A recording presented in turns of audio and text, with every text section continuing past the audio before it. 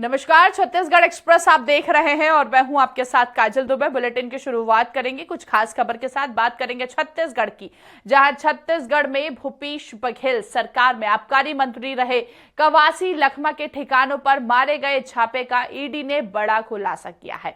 ED ने social media में किए अपने पोस्ट में बताया कि लखमा द्वारा किए गए नकदी लेन देन के सबूत हासिल हुए हैं। ईडी ने एक्स पर किए अपने पोस्ट में बताया कि कवासी लखमा के ठिकानों पर की गई तलाशी अभियान में पीओसी के उपयोग से संबंधित सबूत जुटाने के साथ कई डिजिटल डिवाइस बरामद हुए हैं और जब्त किए गए हैं, जिनके आपत्तिजनक रिकॉर्ड हैं।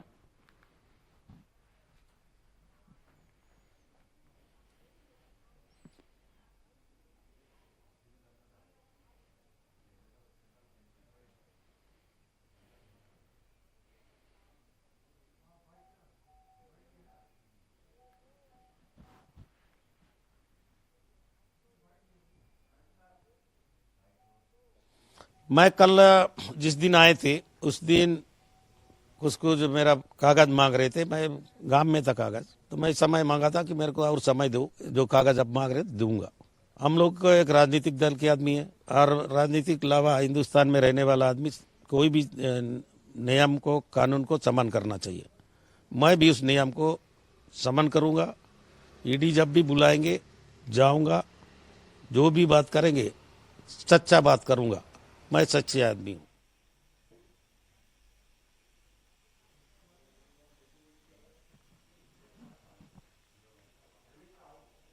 चलिए, ज्यादा बातचीत करेंगे, दिलीप का रुख करेंगे। सहयोगी हमारे साथ लाइव जुड़ चुके हैं। दिलीप, कवासी लखमा का ये बयान सामने आया है और इस बयान को आप कैसे देखते हैं?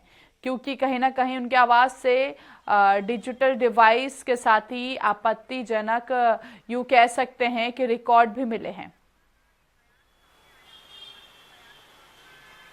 जी बिल्कुल काजल, बता दें कि 12 दिसंबर को ईडी ने पूर्व मंत्री रहे भूपेश सरकार में आबकारी मंत्री रहे कवासी लखमा सहित 7 अलग अलग नेताओं के ठिकानों पर छापेमारी किए थे। इसमें प्रमुख रूप से रायपुर, धमतरी और सुकमा में अलग अलग ठिकानों पर छापेमारी की गई थी ईडी की ओर से। जिसमें रायपुर की बात करें तो रायपुर में कवासी लखमा के जो निवास है धर्मपुरा स्थित, वहां पर कार्रवाई की थी। इसके अलावा समता कॉलोनी और चौबे कॉलोनी में जो कांग्रेस नेता है, जो कवासी लखमा के करीबी माने जाते रहे हैं उनके कार्यकाल के दौरान, तो इनमें सुशील ओझा और सद्दाम सोलंकी दोनों के घर छापेमारी की गई थी। इसके अलावा इनके जो ओएसडी रहे हैं देवांगन, उनके यहाँ भी छापेमार कार्रवाई हुई थी। इसके अलावा सुकमा में जो इनके बेटे हैं हरीश कवासी, जो जिला पंचायत अध्यक्ष है, उनके यहाँ और नगर पालिका अध्यक्ष जगन्नाथ राजू के यहाँ छापेमार कार्रवाई की गई थी। तो सभी के यहाँ से जो डिजिटल डिवाइस है, सभी का फ़ोन ले लिया गया था।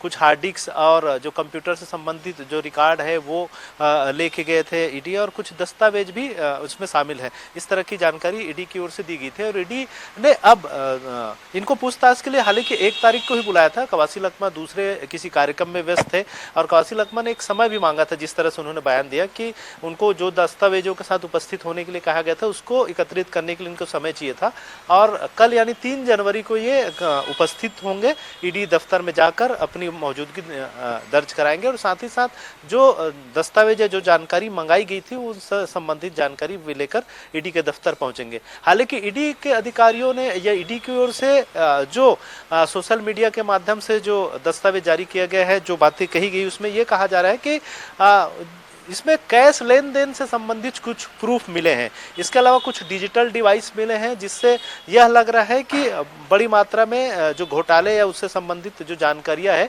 वो मिल सकती है, उससे जुटाई जा रही है। इस तरह के एक संकेत ईडी की ओर से दिया गया है। हालांकि स्पष्ट रूप से नहीं कहा गया है कि कितनी करोड़ का लेन देन किसके साथ हुआ है, किसने पैसा दिया, कहाँ से आया, कहाँ गया, इसका डिटेल नहीं दिया है। लेकिन ये बातें सांकेतिक रूप से बता दिया गया है कि जो प्राइमरी फेस में जो पैसे का लेन देन है, केस का लेन देन है, उससे संबंधित जानकारी मिली है। और साथ ही साथ कुछ डिजिटल डिवाइस के माध्यम से भी दूसरे जो संधारण या दूसरे लेन देन या बातचीत की भी जानकारी, रिकॉर्ड्स इनको मिले हैं। उनके आधार पर यह कहा जा रहा है कि जो बड़े घोटाले हुए हैं, कथित तौर पे 2000 करोड़ से अधिक का घोटाला जो कहा जा रहा है, शराब घोटाला, उसमें इनकी भी संलिप्तता नजर आ रही थी। इस तरह से ईडी ने एक संकेत दिए हैं, उसके आधार पर ही आगे कार्रवाई होगी। और इस संबंध में जिस तरह से कांग्रेस की ओर से लगातार बयानबाजी आती रही है, और कांग्रेस का कहना है क्योंकि नगरीय निकाय चुनाव है उसको प्रभावित करने के लिए बीजेपी की ओर से लगातार इस तरह के प्रयास किए जाते हैं। ईडी सहित विभिन्न जो केंद्रीय एजेंसियां हैं उनको कांग्रेस नेताओं के पीछे लगाई जाती है। ये एक तरह से बीजेपी की ओर से किया जा रहा लगातार राजनीतिक हमले हैं, जिसमें ईडी सीबीआई जैसे जो केंद्रीय संस्थान है उनका उपयोग किया जाता है। हालांकि इसको लेकर बीजेपी की ओर से जो बयान आया है उसमें साफ तौर पर कहा गया है कि जो पिछले पुराने मामले थे जिसमें सौम्या चौरसिया अभी भी जेल में बंद है, इनके जो उप सचिव रहा करती थी, चाहे समीर बिश्नोई का मामला हो या फिर अनिल टुटेजा, अनवर ढेबर जो शराब घोटाले का जो आरोपी है, तो बहुत सारे लोग अभी भी जेल में हैं और बहुत सारे लोगों को कोर्ट से जमानत तक नहीं मिली है, जमानत की स्थिति में नहीं है। तो कुल मिलाकर कहीं ना कहीं जब घोटाले हुए हैं तभी ये अभी तक जेल में है या उनकी मौजूदगी है। और कांग्रेस को कोर्ट की लड़ाई लड़नी चाहिए, राजनीतिक बयानबाजी नहीं करनी चाहिए, इस तरह की बातें बीजेपी की ओर से, बीजेपी प्रवक्ता की ओर से कही गई। तो इस तरह से इस पूरे मामले को लेकर राजनीतिक बयानबाजियों का दौर भी जारी है। लेकिन ईडी ने जिस तरह से संकेत दिए, इससे लग रहा है कि कहीं ना कहीं ईडी के पास पुख्ता सबूत मिले हैं, जिसके आधार पर ईडी अब इस मामले पे और आगे कार्रवाई करेगी। और क्योंकि कल पूछताछ के लिए बुलाया है कवासी लखमा सहित तमाम जो इनके और अन्य जो कांग्रेस के नेता रहे उन सभी से पूछताछ की जाएगी, और पूछताछ के बाद ही स्पष्ट हो पाएगा कि और क्या क्या जो ईडी है उन्हें क्या क्या चीजें हासिल होती इनके पूछताछ और संबंधित जो दस्तावेज मिले हैं उनके आधार पर। इसके बाद जब जारी की जाएगी तभी स्पष्ट हो पाएगा कि क्या क्या चीजें इनके पास से पाई गई और कितनी इनकी संलिप्तता रही है इन तथाकथित जो घोटाले हुए हैं, 2000 करोड़ रुपए के घोटाले की जो बात कही जा रही, शराब घोटाले की बात कही जा रही, इस पर जी काजल। बिल्कुल दिलीप, कहीं ना कहीं इस मामले में हम देख रहे हैं सियासत भी देखने को मिल रही है, बयानबाजी भी यहाँ पर यूं कह सकते हैं कि शुरू हो गई है। और कल जैसे कि पूछताछ के लिए यहाँ पर टीम ने कवासी लखमा को बुलाया। इस बीच क्या लगता है दिलीप, जिस तरह से इन्वेस्टिगेशन चल रहा है, क्या लगता है कि और कुछ भी राज सामने आ सकते हैं पूछताछ के दौरान, और कुछ भी खुलासे हो सकते हैं पूछताछ के दौरान?